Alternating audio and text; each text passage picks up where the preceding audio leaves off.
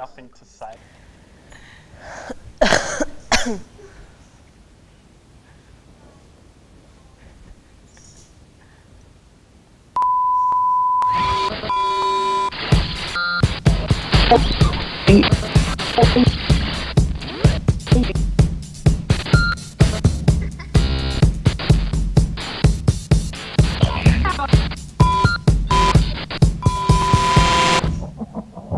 Good afternoon and welcome to the second edition of Griffith University's Boost News. I'm your host Anjali and today I'm honoured to be joined by four of TV's finest faces. On my right I have Georgia and Paige. How are you ladies? Good, how are you? Good, and how was your weekend? Really good. Yeah, I went to Byron Bay and saw the whales and dolphins and made the most of the beautiful weather. Yeah, what about you, Georgia? I worked most of it and I went for a surf on Sunday morning, which was really nice, and yeah. Oh, nice. And my other lovely panel members today are Chris and Leonie. How are you guys? Yeah, good. Thanks. How was your weekend? Yeah, good. I was so busy packing. I'm going to Bali tomorrow, so basically I was just trying to work out what am I going to be doing and what should I be taking, what medication shouldn't I be taking, you know, that sort of thing. So that was fun. Yeah, and what about you, Leonie? Well, I made the most of my Saturday and went to one of my good girlfriend's weddings, had a few beers with some good friends, so it was really good. Oh, nice. Well, from plane crashes to schoolgirl brawls, it's certainly been an interesting week for journalists. Georgia is here to run you through the top 5 news stories that have made the headlines this week. Thanks, Anjali, and yes, indeed, we have been busy. A pilot has died after his vintage plane crashed in a second deadly US airshow incident in less than 24 hours. The pilot was performing an aerobatic manoeuvre in a T-28 aircraft in West Virginia when it slammed into the ground at 2:30. The West Virginia accident came less than 24 hours after a plane crashed at an airshow in Reno, Nevada, killing 9 and injuring dozens more. Schoolgirls as young as 14 are squaring off in vicious pre-arranged brawls throughout Sydney and posting footage of their bloody exploits on the internet. The fights between a core group of 30 girls from schools in southwestern Sydney are recorded from multiple angles on mobile phones and later edited and uploaded to YouTube. Both clips were last week removed from YouTube and the Education Department said they would be investigating and taking action against those involved.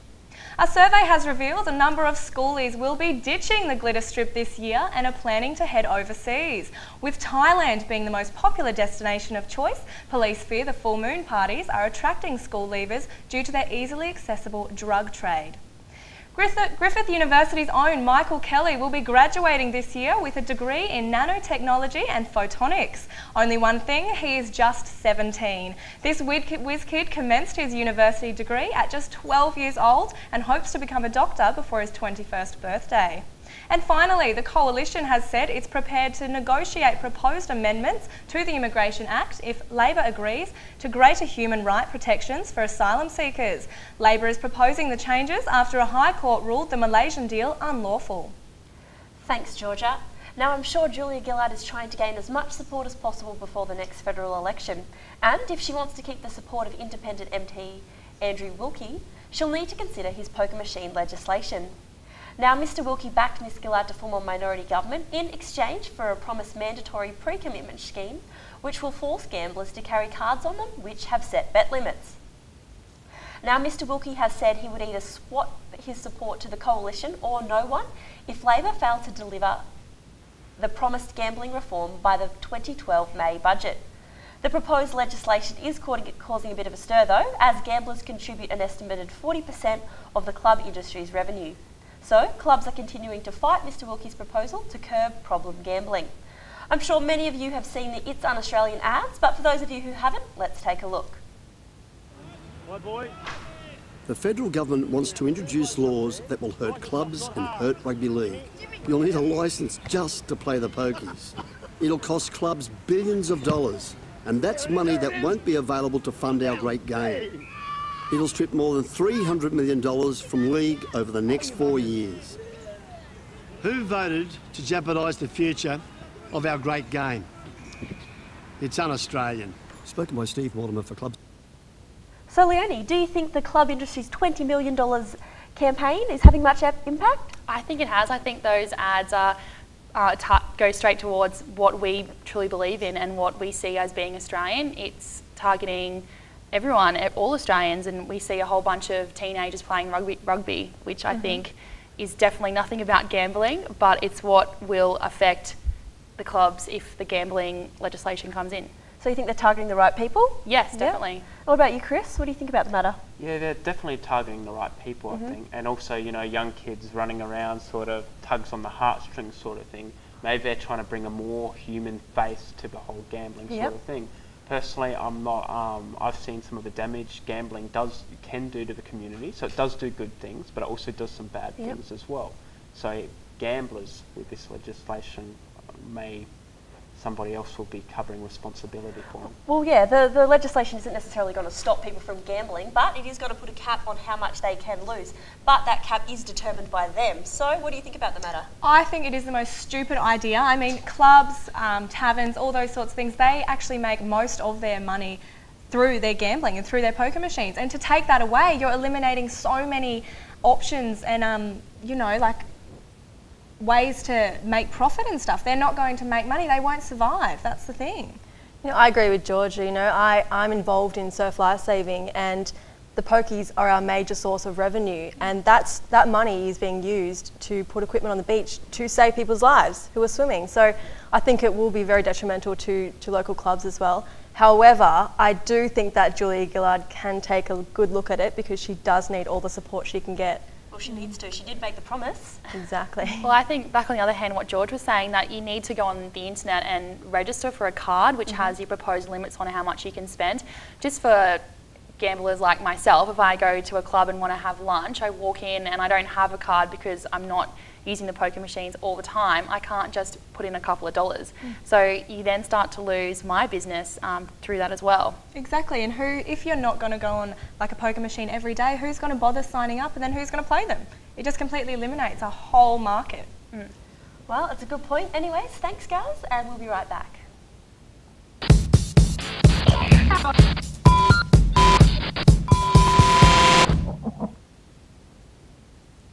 Welcome back to the program. Well, it's that time again when retailers are carefully considering a wardrobe makeover as the spring and summer collections are hitting the runway and making their way into stores.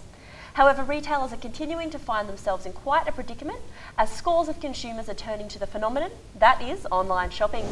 Recent studies show that more than 50% of Australians are now shying away from shopping centres and are instead just clicking a few buttons in order to make their next purchase over the internet. CEO of Harvey Norman, Jerry Harvey, has demanded a goods and services tax be applied to the purchase of any online goods under $1,000 to ensure the game remains fair. But do we think this is a wise move, or is e-tail simply the way of the future? Leonie? No, I'd like to see it kept the way that it is, because I love the convenience of being able to go online and buy all of my clothes, lots of different brand names all in the one place, and then you order them, you pay for them with your credit card, and they arrive on your doorstep within a few days. What about electrical goods? Chris, would you buy electrical goods online, or are you an online shopper at all? I'm not an online shopper at all, but a tax might actually be a fair thing. I mean, if you know these big corporations have to bring in all these things and get taxed for it, why shouldn't we? Same things are coming over, right? Yeah, no, that's a good point. What about you, Georgia? Is customer service an incentive for you to go into shopping centres? I think it's the absolute opposite. I mean, if you do customer service well, then yes, of course, it's a very pleasant experience, but so many places, not mentioning any names, are absolutely a nightmare to go into. You're literally attacked at the door the whole way to the change room. You've got a stalker behind you with 12 garments in their hands you haven't even looked at, don't even want to try on. They're throwing them over the doors. Oh, I just can't even deal with it. Online shopper for sure. Are you Paige, you're an online shopper? No, I'm not. I just ignore the retail assistants, and I'm a very visual person. I need to see the garment, feel it, touch it, and I need to try it on. I don't trust the sizes overseas and the conversions, and I just need to see it and see it on myself to be honest. The conversion rates are pretty good, like the sizing charts, so they usually have measurements, don't they? Yeah, it's usually free shipping. I still don't trust it. And free shipping. I need to pay for petrol to get to the shop when you can just pay for nothing. Because I need a retail therapy fix. I need it there and then, not 2 weeks later when it's posted to me. My absolute favourite is when you go into a shop, try something on, they go, that looks great on you. You're like, are we looking at the same person? You're lying to me. I fall for that every time. Like, I think I go in there for the compliments. See, the internet doesn't lie. Well, sorry to stop you there, guys, but we'll be right back.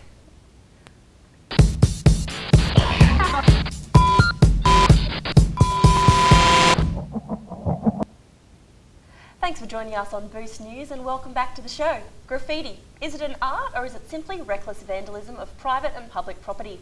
I'm sure you have all witnessed unsightly images sprayed across the walls of cafes or perhaps the tagging of local gangs on the Pacific Highway sound barriers. Needless to say, graffiti has unarguably become a part of our everyday lives. I, for one, have become desensitised to the vandalism that plagues our streets, but many possess an opposing view. Georgia, I understand you see graffiti as something other than reckless vandalism. Absolutely. I think it's an extremely underappreciated art form. People don't realise the process that goes into creating a good piece of graffiti. You've got like international graffiti teams, like the Iron Lac team, the Askew, things like that. We've got a video here on those actual groups and what they can produce. I know we just got started, baby, I don't care. Whoa. I know we just got started, baby, I don't care. Whoa. I feel them, they're trying to slow us down. We hear them, but see we don't know. Now you cannot tell me that is not art. No, that's art, but I could see why some conservative people might not necessarily be offended, but think of it as trash. I mean, some people just don't appreciate things like that. So And they should. Maybe, But but doesn't art belong in the art gallery? yeah. Why? Yeah. Why? Who made that rule? Well, the street is Conservatives. public property. Conservatives. It's public property. And everyone has to see it, and if everyone doesn't agree to it or like the sight of it, then shouldn't we just limit it to certain areas? Well, that's true, but the whole point of it is it's street art. It's meant to be in the street. Yeah, You and I can't think really it have it adds a off the certain theme to a city. It adds a whole different culture. a way that we look at a city like Melbourne. Melbourne are renowned. Apparently they're the world's #1 graffiti town. So I think we all understand that Melbourne has a very unique culture associated with that. Exactly, and everyone knows of Banksy, and he started the whole graffiti thing, and there was actually some places in the UK where he'd graffitied. People would buy a property, and if there was an artwork on that wall, if the person who'd purchased that building planned to like buff over it, they wouldn't sell it because it was a landmark. It was that good. People loved it, and why don't we love it anymore? Well, but in Australia, it's majority of it is all vandalism. It's Johnny Loves Sally written on the wall, and that's not art. You know, art is meant to draw emotion. It's meant to entertain you and tell a story. Whereas Johnny Loves Sally may be exciting for Johnny or Sally, but it's not drawing emotion. It sort of does tell a story. That's debatable, though. I mean, it could but it's be. not considered art. You know, it shouldn't be encouraged as art because it's expensive and it's dangerous. You know, a boy died 2 weeks ago from graffitiing. He was up on a bridge and fell. And, you know, as a consequence of the vandalism going on, it cost New South Wales councils $12.5 million to battle graffiti in 2009 and 2010. That's a lot of money for one state. If it looks like this, why do we battle it? Why do we try and get rid of it? Why don't we Well, because it doesn't embrace all it? look like this.